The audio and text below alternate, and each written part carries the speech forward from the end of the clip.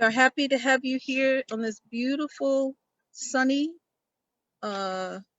almost spring day. I'm looking forward to spring. And we're excited about our guest today. We are honored to have Evangelist Daniel Hamandishe join us to speak about the great Zimbabwe. I know many of you have heard a little about it. Many of you have read about it, but today we get to speak to someone who is of the Zimbabwe people. And now, without any further delay, I present to you Miss Modesta Kambinda. Thank you so much, Ms. Pat, for the kind introduction, as usual. I am so excited today to have Evangelist Daniel Hamandishe. He is from Zimbabwe. He is a Lemba. And today we're especially excited to have someone share the oral history of the Lemba, which is an African tribe which self-identifies as Hebrew, and there are a lot of interesting findings about the Lemba, which I will also read shortly. But before we begin, I would like to share a short video with you all. Just an intro.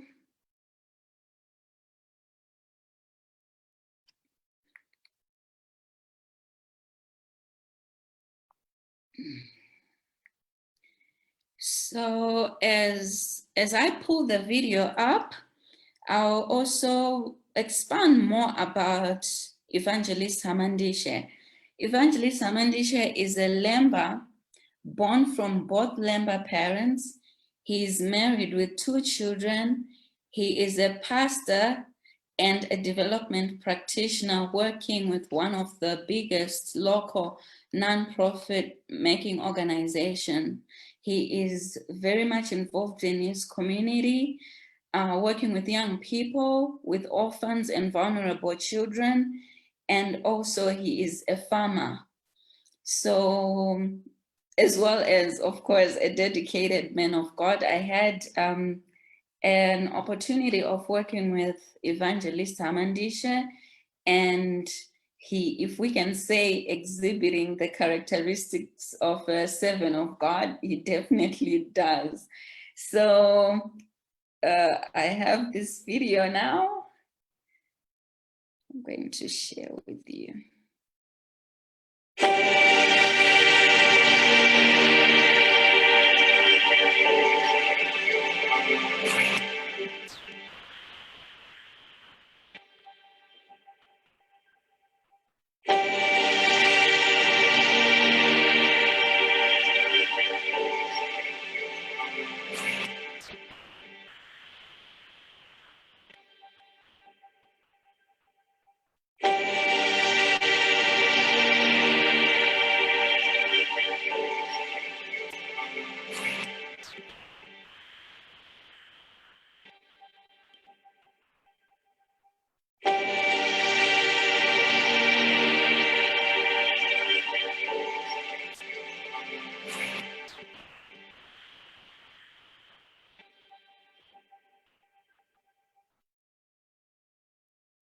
All right, so that was just a brief introduction of what the Great Zimbabwe looked like, which is one of the topics or subjects that Evangelist is also going to cover. The Great Zimbabwe Ruins, very beautiful ruins. It's a national monument in Zimbabwe, and there is very strong supporting evidence that the Great Zimbabwe was built by the Lemba people who were of Semitic origin.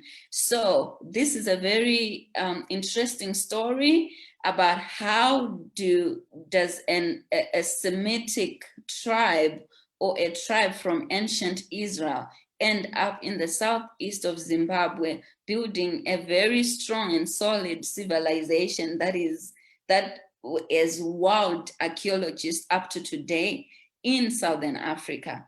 So without further ado, Evangelist, welcome to our educational webinar. We're excited to have you.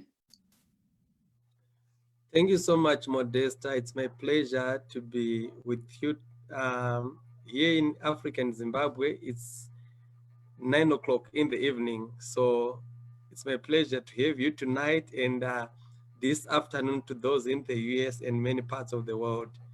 Thank you so much for the kind words and the kind introductory words. Thank you. Thank you. Sure. Yes, you can proceed. Sure, you were going to say, allow me? I'm going to allow you. Oh, all right. That's all right. Should I go on to present now? Yes, sure. I will. Just the first question before we go any further is more about the oral history, because we understand that most African tribes, most African ethnicities, we do not have much written history. Most of our stories are told through oral tradition, which are stories passed from generation to generation, through art, carvings, or rock paintings, for example, through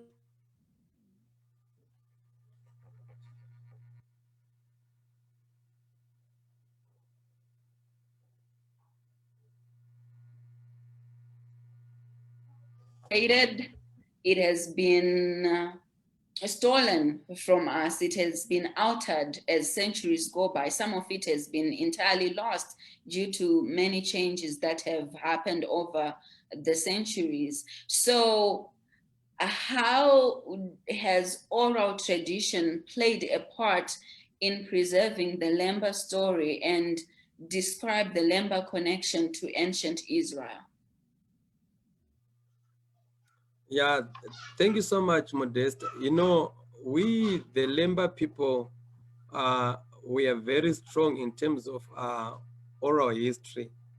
If you start the history of the Hebrews, of the Jews, they are very strong in terms of preserving their history, especially by writing it down. That's why you see the narration of the Bible. But we as the Lemba, we are a special group, you know, this is one of the group that has managed to keep our beliefs and our culture up to this day.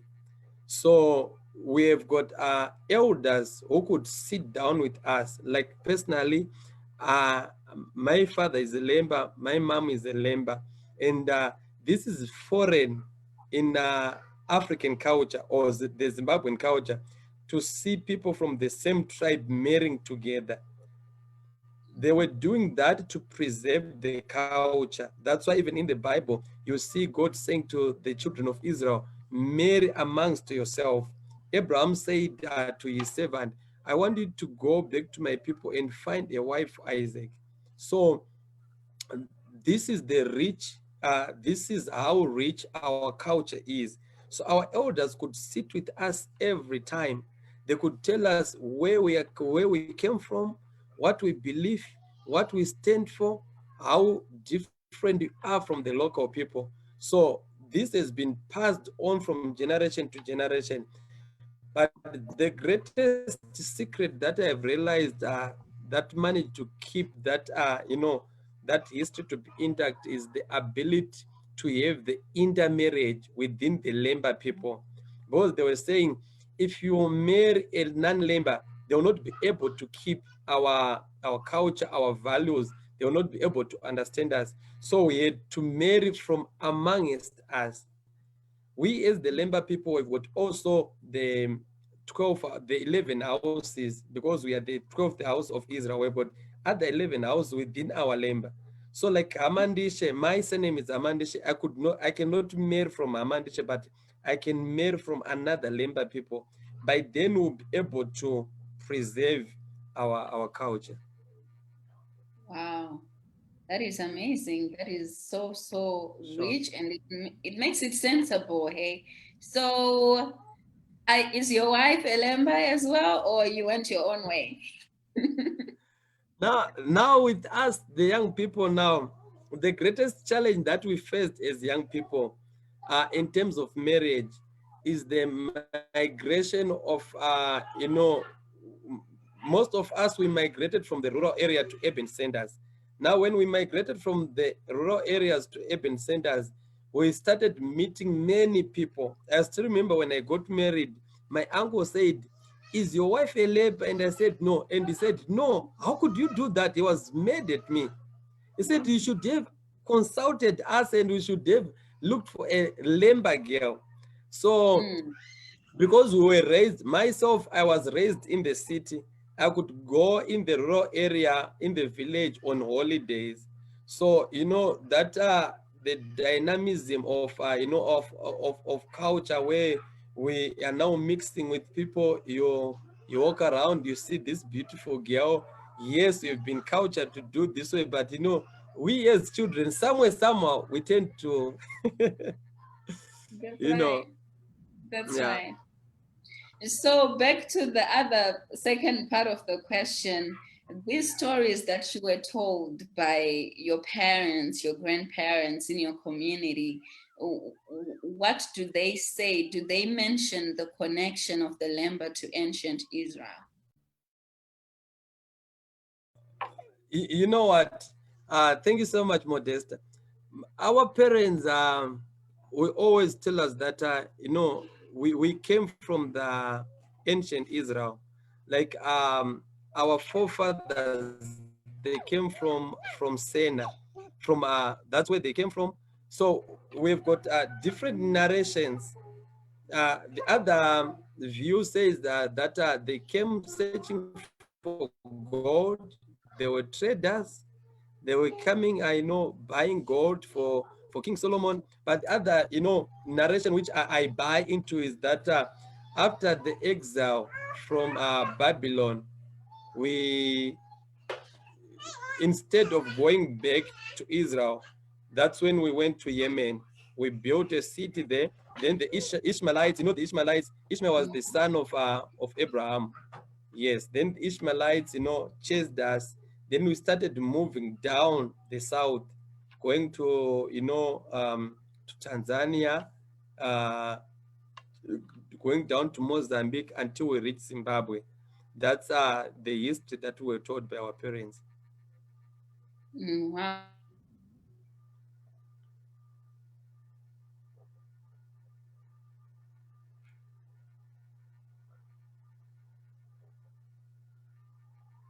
Right? Um, do those stories mention other tribes, other people who didn't go the same, who didn't take the same route as the Lemba did, but or the other Hebrew tribes that the Lemba met along the way when they were going south and they were migrating until they found a home? Yes, we do have Modesta. Some of our Lemba brothers, they were left in the eastern part of Africa. That's greater part of Tanzania and Kenya there. That's where they said, no, we guys, we are now settling the boss. Whenever these nomadic people were moving, they could face resistance. And as also as they were going, they were traders. Remember, Lembas are skilled in artifacts. So they could trade clothes, they could trade, I know they were trading things. So as they go down south, it was more lucrative there. The weather conditions, they were also good, and also the there were many opportunities. That's why they said no, they should go until they reach Zimbabwe. But we've got many people, many members, people who are dotted around Africa. Some they are in Nigeria, because when they went down south, some they remained when they built you know, their houses, they could also intermarry because they married even the local people within those communities. So we've got So the they are children of the simulated. Lemba who were, yes, yes. Mhm. You Mm. said so we have children of the Lemba Who were also raised by the mothers. Or sometimes the fathers could just, you know, impregnate them, but they could continue with the journey. So those mothers, they could also, they remained, you know, raising those children. And also some of the elders were left behind. And that's why you see even the terminology in terms of, you know, the Zimbabwean terminology that we are called with the mwenye. In Swahili, it's also a mwenye, which means owners of the land. So you who? will realize that some of them, they remained on that part, and the others choose to go to down the south way. Wow, that's powerful, especially your mention of remnants in Tanzania. Some of Mm, them who your brothers who are in Nigeria. And yes, it also makes sense that as elders would remain behind, the children will be raised by the mothers, especially in West Africa, as well as the fathers or the patriarch moved on with engaged in trade and oh, that's really powerful. That's a powerful revelation. That's very true, powerful. true. So you mentioned the city of Sena, and would you explain more on that? The city of Sena, its history, and what the Lemba had to do with Sena. Yeah, you know, because when they moved to Yemen, that's where they built a city that represent them, that they could also value, where they could practice their culture. But you know, because they faced the resistance or from the Ishmaelites, that's when they were chased from that city, and they had to leave that city and said, you guys, we we can also go down and build other cities. That's why even if you see the structure of Great Zimbabwe, it's a replica of the buildings or the artifacts in you know, in the Middle East. If you can see the buildings, how they are built, it's All also, right. you know, you could see some similarity. Yes, 99% similarity, very similar. Let me pull up some pictures from Great Zimbabwe because fortunately, I did a tour there and have some pictures so we can so the attendees can also have the privilege of seeing what Great Zimbabwe looks Exactly, like. that's right. All right, so let me share my screen.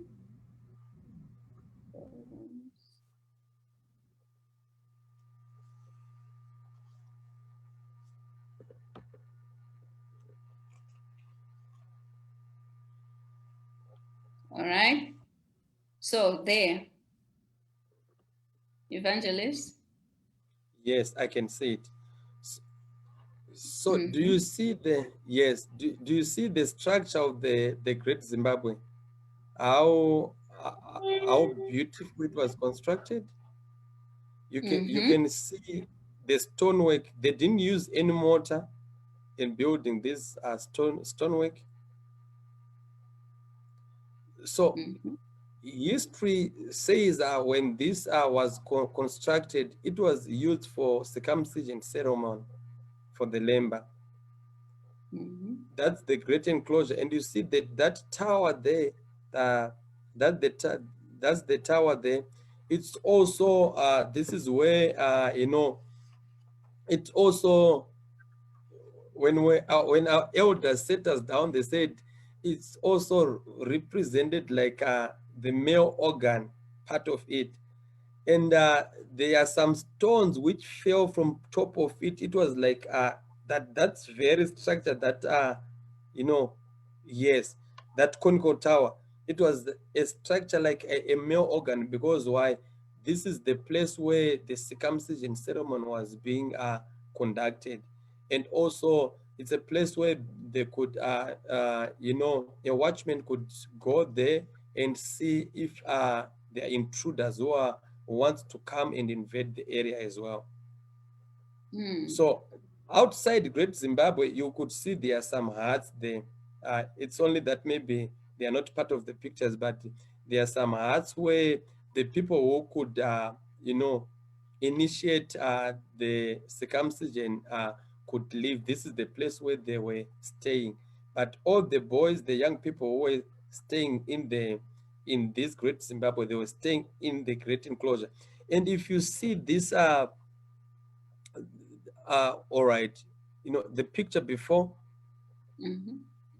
yes, there's it's like a passage, and there's a wall which was a waterway where if they could wash themselves and the blood, they could it will go outside the great enclosure using those walls which are on part of that structure. Mm. It Yes, is this is very. it's a magnificent structure, I'm telling you. And Mm. I encourage our brothers from all over the world to come and see it. And this it's just something else. Yeah, thank you. I do encourage. Yes. So at the Great Zimbabwe, the Modesta, there were some knives which were discovered by the archaeologists. Mm-hmm. There were soapstones which were discovered by archaeologists. These knives were being used for the circumcision ceremony. There were a lot of objects that we use up to now as Lemba for circumcision, because remember when the Lemba, when they moved from when they were traveling, when they moved from Israel down here coming here in South in Africa, the circumcision ceremony was conducted outside the places where people live. Even up to Mm. now, myself, I went for circumcision. I went to the rural area. We went into the bush. That's where it is practiced. So this is the place where only men could gather for that ceremony. Mm. So that's I, why you could also, yes, you could see the structures are, the walls are big, because why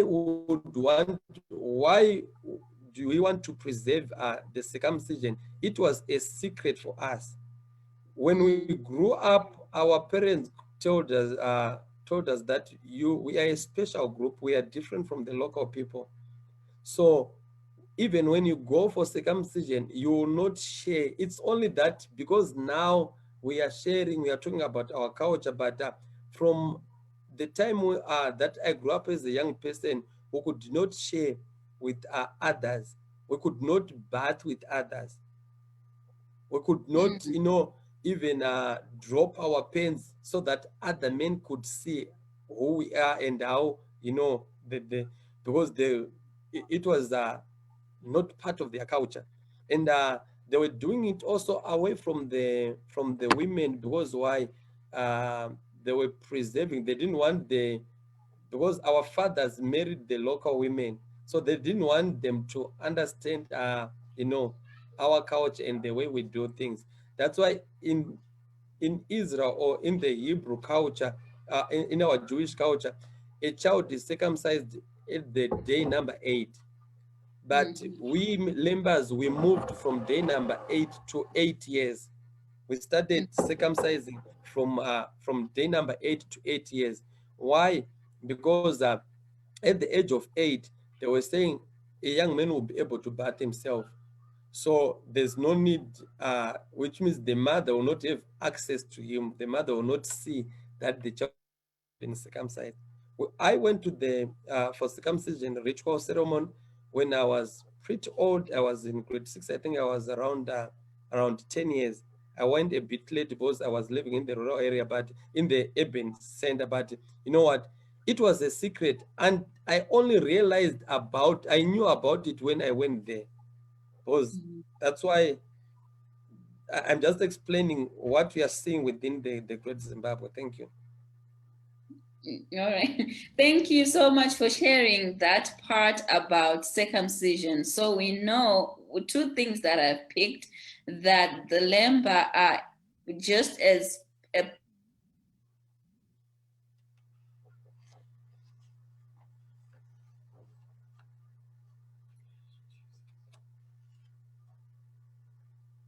and not in a negative sense that we are really portraying it in the 21st century.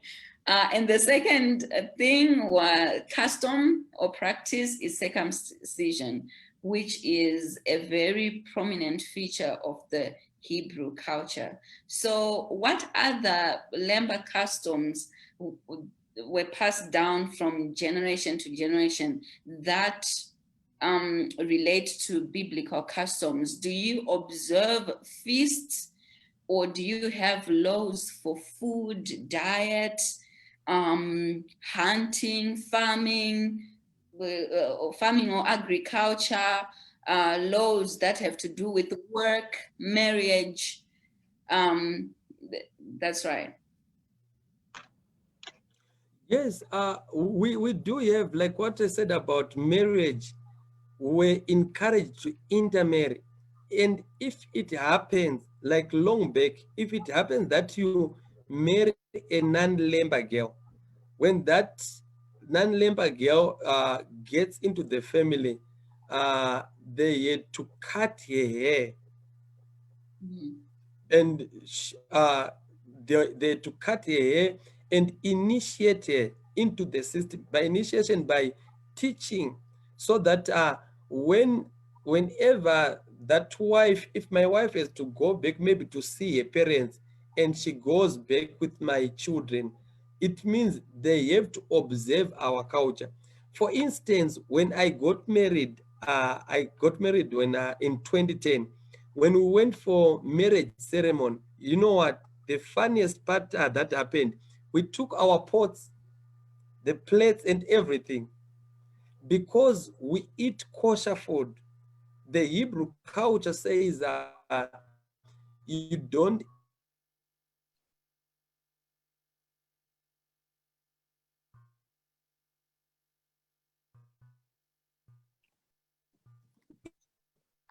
eat anything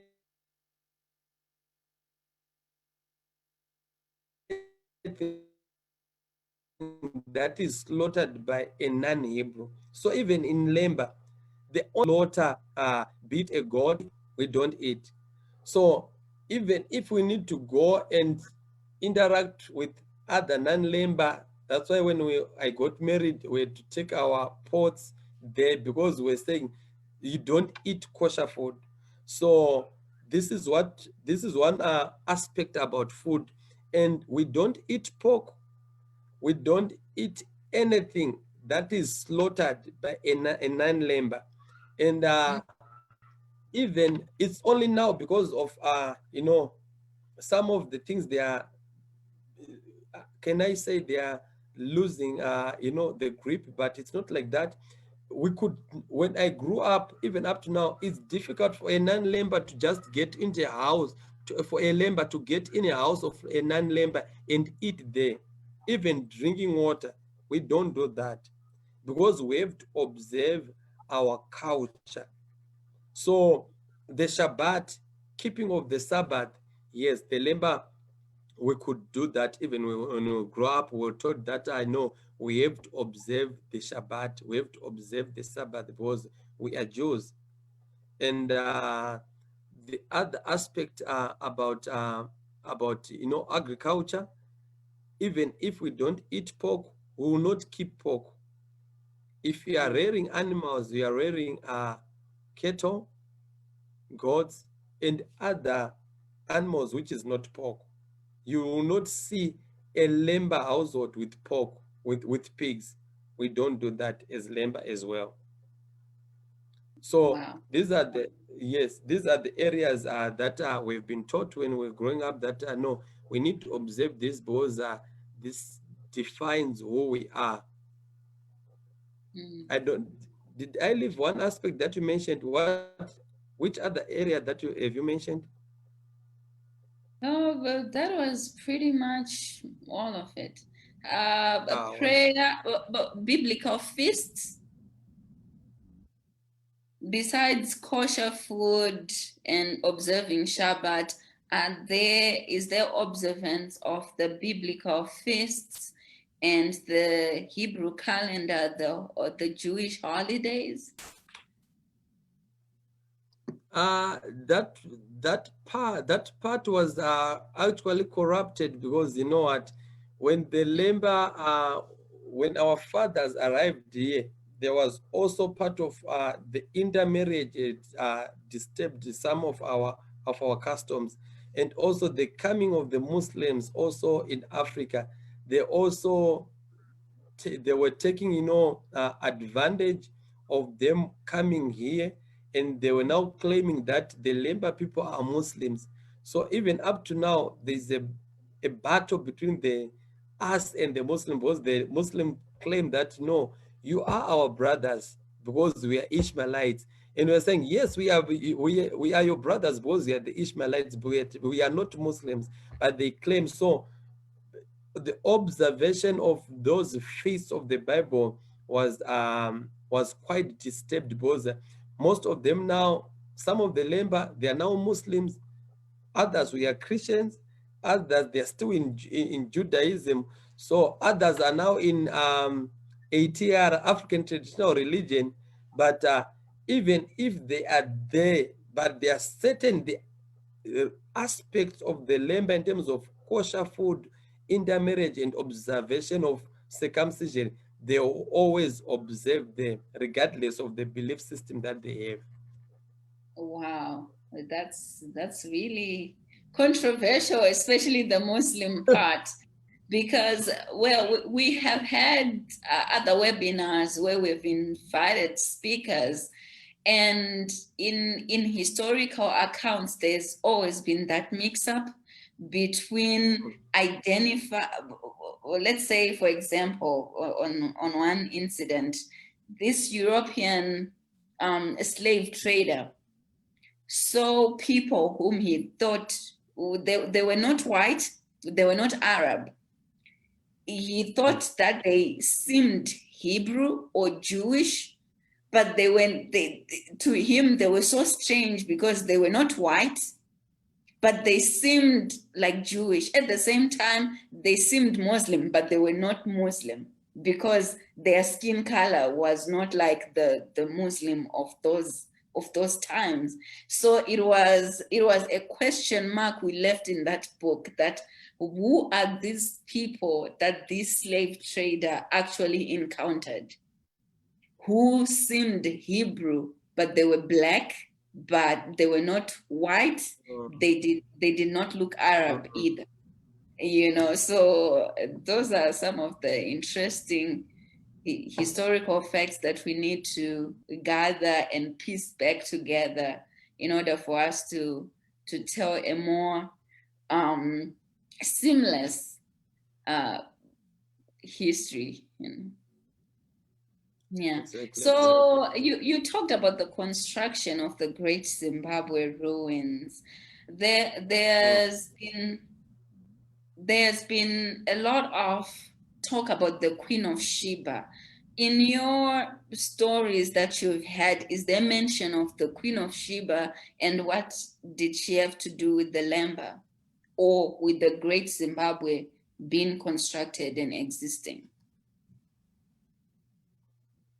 Yes, there's also another narration which talks about, you know, Queen of Sheba requesting the Jews to come and build a city for her. And that's when the Lemba came. That's why even in Zimbabwe, because of, you know, this is a political ground that we are delving upon. Fortunately, we Yes. don't have Zimbabwean online except for you and I. I'll check the Facebook. That's all right. Because the local role, the Roji state or the Roji people, this is the Roji clan in Zimbabwe. This is the local clan in Zimbabwe. They say it's ours because they said it was built for the Roji. But even if they claim that it is theirs, but the people who had the skill in terms of building this great Zimbabwe are the Lemba people, because you can see that the structure resemble most of the structures in the Middle East. So the other narration also says the Queen of Sheba requested that no, when she went to see Solomon, when she came back, said, no, I need people who can come and build a city for me.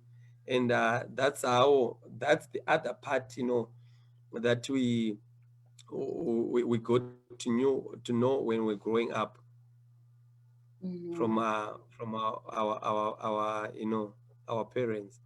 So it could be that some migrated south, then others followed in waves, because people don't just migrate once, they migrate where others are whom they identify with. So I can just, because I've been reading on this topic as well, and I can gather that these different narrations could be coming from different waves of groups. This group that migrated down south because of persecution or resistance. The other one comes because they've been invited to build or to get involved in gold trade or trade of other materials. And there are different waves that are just coming in, and each of them has a different story. All right, so there is an interesting fact that we found from Dr. Edith Bruder, whom we also hosted, mentioned that the Lemba DNA is by percentage, it's the largest. Okay, let me read this quote here.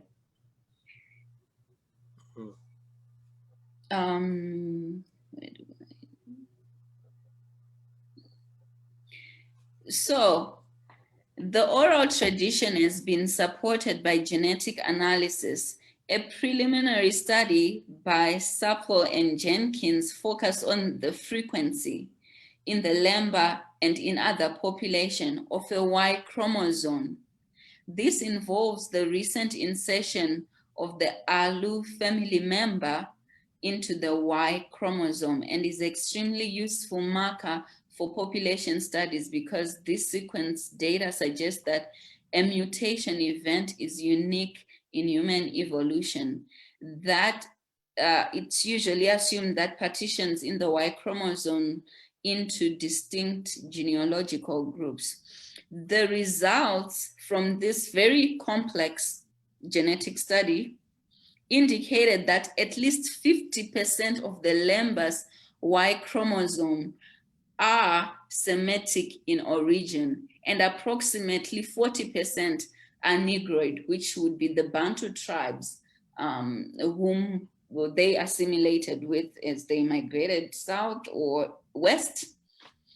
While the ancestry of the remainder could not be resolved, that means the 10% could not really be identified. But the main fact is that 50% of the Lemba's Y chromosome have been found to be Semitic in origin.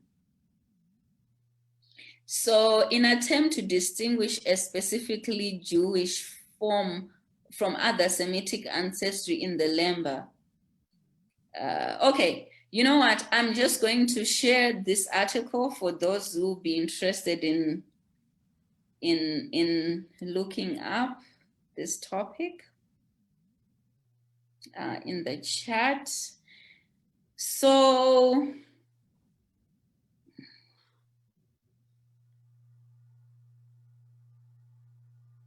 me just, and so if you're just joining us for this webinar, welcome. Today we are having a conversation with Evangelist Daniel Hamandishe, who's a member of the Lemba tribe in Zimbabwe, and we're talking about the African Hebrew identity, where he's sharing his experience and the stories from oral tradition. So welcome if you're just joining us for this webinar. At this point, I would like to open the floor to questions from attendees. If you have any questions, you may drop them in the Q&A or the chat.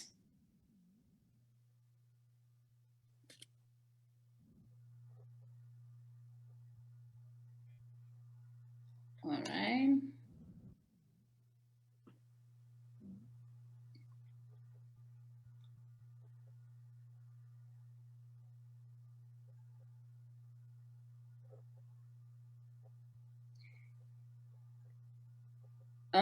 Any other questions? Please feel free to drop a question in the question and answer section or in the chat. I would like to ask Evangelist Hamandishe if you would talk with us a little bit about lineage versus religion, because I believe that anyone can, take on a specific religion of any heritage. It doesn't necessarily directly connect you with a specific, a specific lineage. So you may have Israelites who accept the Islamic religion or the Christian religion. Can you tell us a little more about that?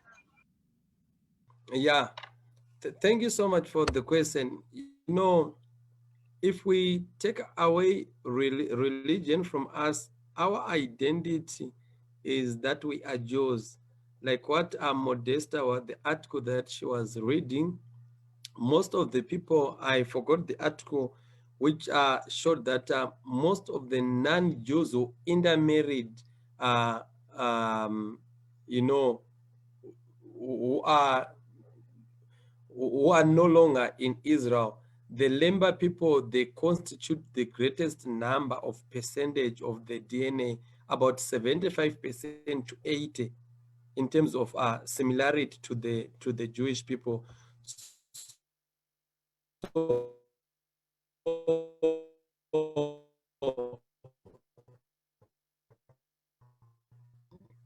we are Jews, but join other religions. Most of them, maybe I would say half of them, they are Muslims here in Zimbabwe. Others, the greater part, they are Christians. The lesser, they are Christians followed by Muslims, and those who are practicing Judaism, those are the minority in terms of the Lemba people. But the common denominator amongst us as the Lemba is observing our culture, our tradition, regardless of the religions that we choose to follow. In terms of circumcision, they will say, if you go for circumcision camp, you will meet a Muslim, the one who do not subscribe to any religion, the Christians there, the Jews there, you will meet them there. In terms of observing the food that we eat, the kosher food, we eat this, we do the same. Those in Muslims, they say it's halal food. We don't eat anything that was not slaughtered by a non-Muslim. So those in Christianity, they'll say, even though I'm a Christian, I need to observe this. So in terms of religion, yes, there's freedom for us to make choices, but there's a common denominator that binds us as Lemba people. And one thing also that is so peculiar with us, whenever we are, wherever we meet, we can connect and and relate, regardless that we are you have been raised from another region or another city, and you meet another Lemba whom you are not even directly related, but because that person is a Lemba, we can relate, and from there we are brothers, we are sisters. Sure. That's beautiful. Thank you for sharing. My pleasure. We do have another question. So it goes, has there been any research done to confirm that although Israelites migrated from Israel in more recent history, Hebrews were originally Africans?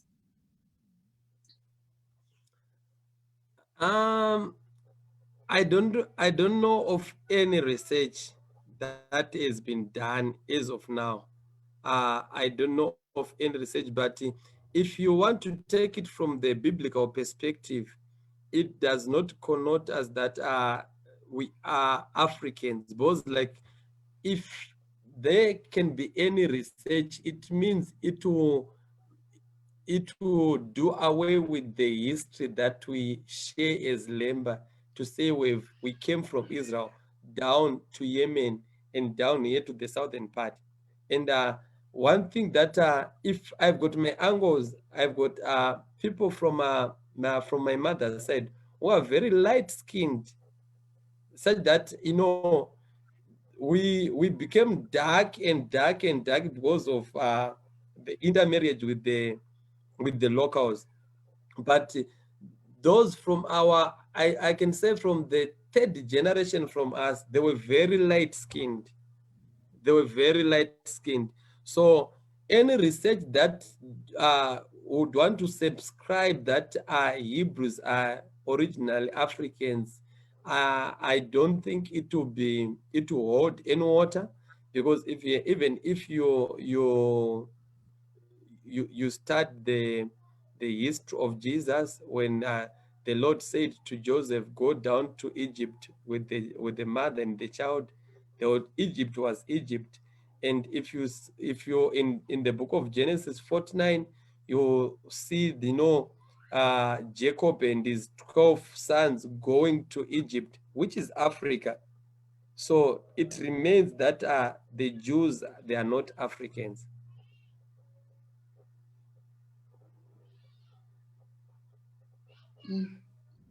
All right, thank you for that perspective. What can I say? So another question is, where do you hold worship, and where do you hold worship, and are women able to be in leadership roles?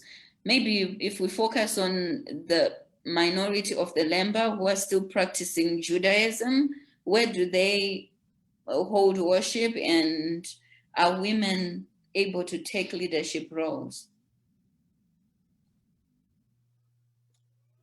Yes, there are synagogues here. They are that are dotted around Zimbabwe, but they are very few. They are not many. And women, they do have some leadership roles there. They've got part of the work that they do, but greater part of the work, men are in charge. But also women, they've got a role that they do in terms of mentoring other young girls, teaching them as those who are graduating into motherhood. They've got also a role in terms of coaching them, providing mentorship to them, and also raising sons, and also teaching sons about this the oral history. Part of the history that I know, I was taught by my mother. Fortunately, because also she's a Lemba. So if you sit down with my mom now, she will tell you about our history and everything. So they've got also a responsibility to educate children that they born, to say this is who we are and this is where we came from. Mm. So So the women are the storytellers, they are the teachers, they are responsible for for the passing down of the story, the customs, the practices, the culture to the younger generation. Wow, that's Yes. that's a very powerful role. I've always thought that even Christ was a teacher, so teaching is a very important role in any tribe, you know. It is. Yes. Right, so do we have any questions still? Just one more question, then I pass to Miss Pat. Why is it important to note Semitic origin of the Lemba? Why do you cling to that Semitic identity? You know what? RNM, did I read that question right? Did I interpret it correctly? RNM who asks, why is it important? Okay, yeah, why is it important to still note that you're of Semitic origin? Why don't you just say you're Africans, we're Hebrew, and doesn't matter? You know what? I just want to say to the participants, before you focus on your future, you need to know about your history. History is key. History is important. We cannot run away from our history. It defines us. It defines who we are. We are not defined by our color, by our culture that we've assumed or that we've been exposed to. We are not defined by our education, but we are defined by our history. It builds who we are. So it's important that when I educate my children about who we are, I am giving them life. Wherever they go, they will not be easily moved because they know whose they are. So it's very important for us to note our background because it also gives us leverage on the strengths that we have. You know, there are some of the things that we struggle with, but if I know my history, I know my area of weakness, I know my area of strength, and I I am proud of that. That's who we are, because I cannot claim to be part of the local people, yet I know that I'm from the other side, because when my elders also, you know, when they teach me or when they want me to practice some of the things that we believe as Lemba people, it means if I am taught, if I've got the information of who am I and where I'm coming from, it's easy for me to follow those things. So we cannot just say to to the Lemba people to say, no, you eat kosher food, anything that was not slaughtered by a non-Lemba, you do not eat. But we need to explain to them, why do we not eat? Why do we do what we do? Why do we not do or why do we not act like others? Because why? That's history. And I'm proud of that. I do not have a choice. I didn't make any contribution to my history, but I have to be proud of who I am. That's who I am. That's right. That's right. So, Sure. That is powerful. I felt that. I felt that. That's powerful. Thank you so much for sharing. Thank you so much for coming today and just giving us insight. Um, and I hope that everyone that attended today got as much out of it as I did. It's been a beautiful coming together and sharing. Please look forward to coming back to hearing more in 2 weeks. We come together every 2 weeks. Please keep one another in prayer. We will definitely be praying for Evangelist Daniel Hamandishe and his congregation, and I know that he will be doing the same for us. Please also support our ongoing efforts to bring the Before Slavery exhibition, the museum, to life. We welcome you to visit our website, beforeslavery.com. There's information you can learn there, videos, little interactive videos that give you information about different tribes. And there's a donate button. We encourage you to use that too, please. And from our last webinar, we have a winner of the survey. 22 hours. Our survey winner is Kushtir Baker. So congratulations, Kushtir Baker. You are our winner, and I will remind you to please complete the survey at the end of this meeting. Modesta will tell you more about that. And just enjoy a blessed and wonderful day. Thank you for joining us, and we look forward to seeing you again in 2 weeks. Thank you so much, everyone. So before you log off and go and enjoy your day, may you please take a short survey. It's about 1 minute to complete, and just rate our programs. We just recently started the bi-weekly educational programs back in November, and we are looking to make improvements. We are looking to hear what kind of topics interest you, because our history is very complex, it's large, and we need your assistance in knowing where to start, what you're interested in knowing. So please take your time and complete the survey. Then you automatically enter the draw to win the Before Slavery t-shirt or a gift that we might have that week. So thank you so much for attending. Looking forward to meeting you on the 14th of March with another exciting webinar. If you have not yet liked our Facebook page, please check out our Facebook page, share with your friends and family, see our website, and just be engaged. We are so excited. We'll have a museum opening in Macon, Georgia in April 2022, and we would love you to be a part of this effort starting now. So thank you so much for attending. Thank you so much, Evangelist Daniel Hamandishe. We learned so much today. We look forward to engaging with you more in the future. Blessings Thank to you so much. everyone.